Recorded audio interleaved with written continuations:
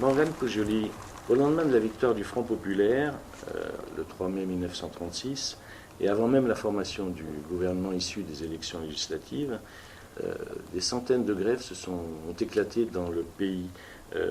Pour quelles raisons, à votre avis ? Alors les raisons, elles sont multiples, hein. Il y a plusieurs facteurs. Alors les premières grèves qui sont déclenchées au mois de mai 1936, elles sont au départ déclenchées suite à des licenciements d'ouvriers qui avaient fait grève le 1er mai, donc entre les deux tours des législatives, et qui ont été licenciés à leur retour du travail donc le 2 mai. Donc les premières grèves, elles sont déclenchées pour des raisons, on va dire, purement syndicales, en tout cas en termes de liberté syndicale.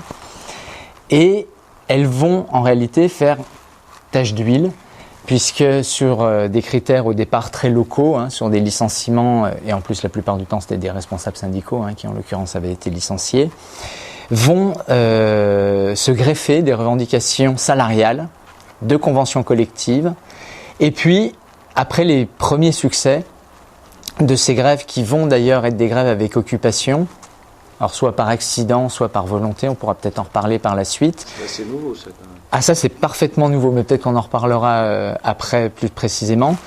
Donc suite à ces premières grèves victorieuses en l'occurrence, qui ont permis à la fois la réintégration des licenciés et souvent des augmentations de salaire, des congés payés, ce mode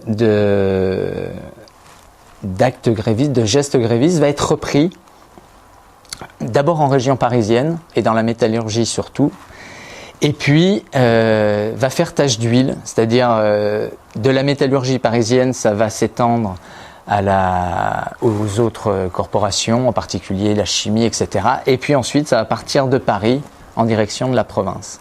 Mais cette deuxième vague de grève, là, elle va faire suite à la victoire du Front populaire. Et là, ces grèves vont être déclenchées non plus pour des raisons de licenciement d'ouvriers, mais pour demander en réalité l'application du programme du Front populaire pour lesquels la majorité de ces ouvriers avaient voté justement. Peut-on dire donc que ces grèves, avec souvent occupation d'usines, ont accompagné la politique du Front populaire ? Alors, elles ont fait plus que les accompagner, en fait, elles les ont accélérées. C'est-à-dire que ce mouvement de grève donc, qui va toucher pour le mois de juin 12 000 grèves, donc plus de 9 000 avec occupation, vont créer en fait un rapport de force et mettre une pression à la fois évidemment sur le patronat, mais également de fait sur le gouvernement, et va obliger en quelque sorte à mettre en place cette première grande réunion interprofessionnelle qui est à l'issue desquelles ces négociations vont donner lieu aux accords Matignon. Et donc elles vont accélérer le processus.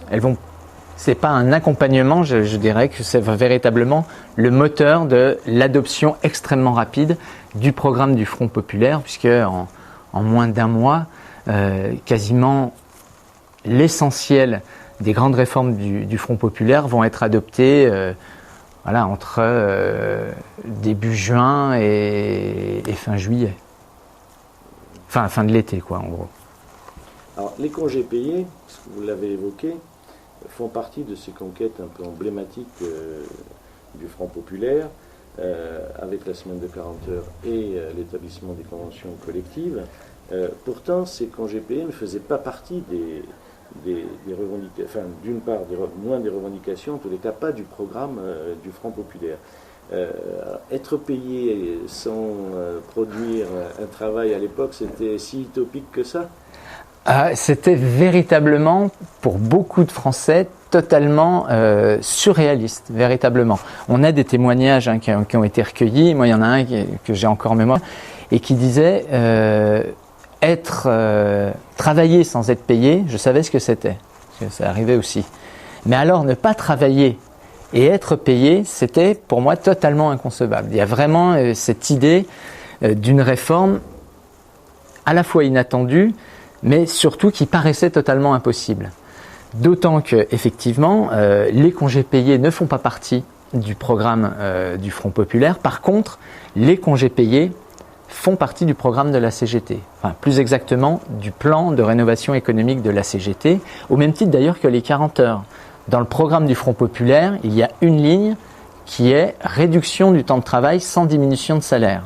Mais il n'est absolument pas notifié que cette diminution du temps de travail, c'est la réduction en réalité d'une journée, puisque à l'époque c'était 48 heures par semaine, hein, c'est-à-dire en fait 6 jours sur 7.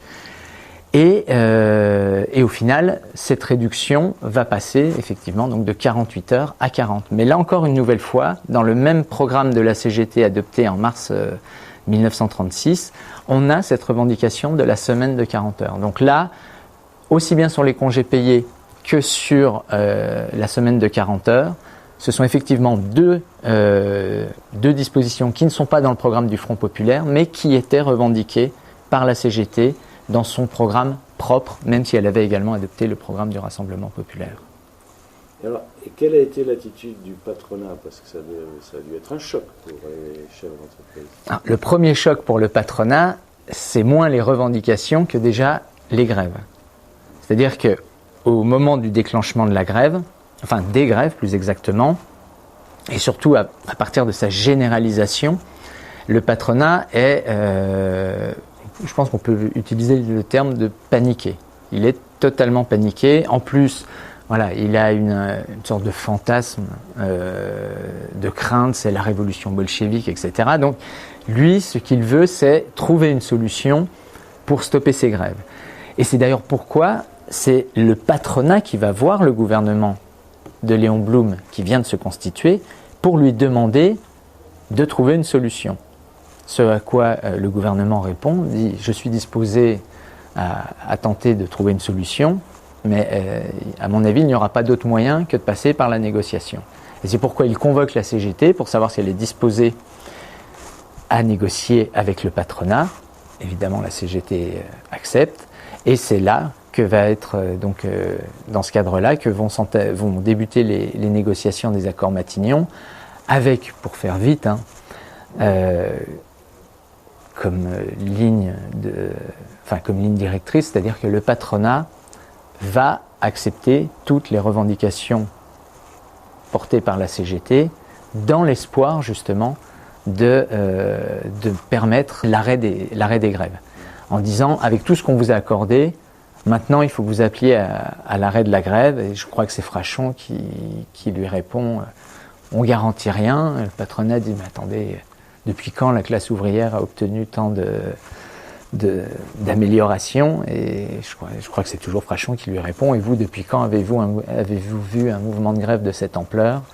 La mer, quand elle avance, on peut essayer de la bloquer, mais il faut du temps pour que la marée recule. Et donc la CGT, une fois obtenu les accords Matignon, tentera de canaliser le mouvement, mais les grèves ne vont évidemment pas s'arrêter du jour au lendemain, et même mieux, la signature de l'accord Matignon va déclencher une autre vague de grève, en particulier dans les petites entreprises de province, où les patrons vont dire qu'ils ne peuvent pas appliquer ces réformes, et de là va commencer une troisième série de grèves, où les ouvriers vont se mettre en grève justement pour que soient appliquées, y compris dans les petites entreprises, les réformes, enfin les améliorations qui avaient été obtenues dans le cadre de l'accord Matignon.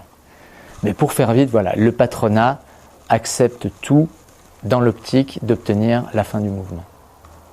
À votre avis, quelles ont été les conséquences, les effets de ces congés payés, à la fois à l'époque, compte tenu que ce fut quand même une sacrée surprise, et ensuite dans la durée, historiquement? Alors, il est difficile de dissocier, dans le cadre de cette question, la question des congés payés et celle de la semaine de 40 heures. Parce qu'en fait, les deux participent à ce qu'on pourrait appeler, et ce que des historiens ont appelé la révolution culturelle du temps libre. C'est-à-dire que ça va profondément marquer la société française, ça va apporter un nouveau rythme de vie. Donc c'est pour ça qu'on parle de révolution culturelle. C'est-à-dire que la conception du temps libre était d'ailleurs une conception totalement nouvelle. L'exemple que j'ai cité tout à l'heure montre bien que, voilà, ne rien faire, en tout cas, ne pas travailler plus exactement, parce que même la CGT ne concevait pas le temps libre comme un temps oisif, mais un temps destiné soit à la culture, au sport, en tout cas à l'épanouissement personnel. Donc c'est une véritable révolution culturelle, parce que on a à la fois les 15 jours de congés payés, mais on a aussi la naissance du week-end. Avec la semaine de 40 heures, ça libère le samedi et ça laisse 2 jours de libre. Donc c'est la naissance du week-end. Et c'est pourquoi on peut parler de révolution culturelle, parce que ça va totalement bouleverser la conception même de la vie quotidienne, ou en tout cas hebdomadaire, avec ces 2 jours de repos qui vont donner naissance. Alors là, je repars sur le plus long terme, au tourisme de masse. On parle beaucoup des premiers congés payés de 36, on parle beaucoup des billets à tarif réduit que Léo Lagrange a imposé aux compagnies ferroviaires qui n'étaient pas encore nationalisées à l'été 36. C'est environ 1,5 million, par exemple, en termes de voyageurs SNCF, 1,5 million de billets. Donc c'est énorme, et pour beaucoup de Français, c'était la première fois qu'ils voyaient la mer ou la montagne. Mais 500 000 voyageurs, on ne rentre pas encore dans ce qu'on pourrait appeler le tourisme de masse. Mais ces réformes de 36, qui vont être, au fur et à mesure de la deuxième moitié du XXe siècle, reprises, en particulier pour les congés. On voit bien qu'on passe de 15 jours, ensuite 3 semaines, 4 semaines, aujourd'hui on en est à 5. On est dans ce qu'on pourrait appeler je ne sais pas si on peut dire le sens de l'histoire, mais en tout cas une construction qui va justement vers l'élargissement, en tout cas l'agrandissement de ce temps libre, et qui aujourd'hui marque véritablement une grande partie des Français pour qui les vacances c'est devenu quelque chose de sacré. Et même avec la crise économique, on voit bien que les Français préfèrent renier tout au long de l'année sur certaines choses. Alors, tant que c'est encore possible, il y en a qui ne partent plus du tout, mais renier sur les 50 semaines du reste de l'année pour pouvoir garder 15 jours ou ne serait-ce qu'une semaine, mais pour pouvoir partir. On a véritablement une société du temps libre qui se met en place. Alors, ça se construit encore une fois sur le long terme, mais qui prend naissance en 36 avec les congés payés, mais on ne peut pas le dissocier de la semaine de 40 heures et donc de la naissance du week-end. Voilà, qui va permettre à beaucoup de Français de pratiquer le sport, d'aller effectivement en vacances pour les premiers congés payés, voir la mer ou plus souvent d'ailleurs c'était plutôt la campagne ou la famille, mais voilà, des choses qu'ils n'avaient pas l'habitude de faire, en tout cas pas de manière récurrente. On peut dire que c'est une conquête sociale qui a produit un nouveau secteur économique qui est parmi les plus importants aujourd'hui dans le pays. Alors ça, c'est parfaitement vrai. Et ça déjà à l'époque. Mais à l'époque, le mouvement s'appuie beaucoup, par exemple, sur les auberges de jeunesse, qui existent toujours, mais qui sont moins puissantes qu'elles ne l'ont été dans les années 30. Mais c'est vrai que ça va permettre le développement de tout un secteur économique, sachant qu'en plus les ouvriers ne vont pas, entre guillemets, créer leur lieu de vacances, ils vont là où les autres allaient, donc en l'occurrence ceux qui avaient le plus d'argent, donc c'est la Côte d'Azur, c'est le développement des campings, parce que eux, les ouvriers de 36, prenaient plutôt la tente qu'une chambre d'hôtel, mais effectivement ça va participer au développement des lieux classiques du tourisme, c'est-à-dire la Côte d'Azur ou la Bretagne, et voire la côte atlantique.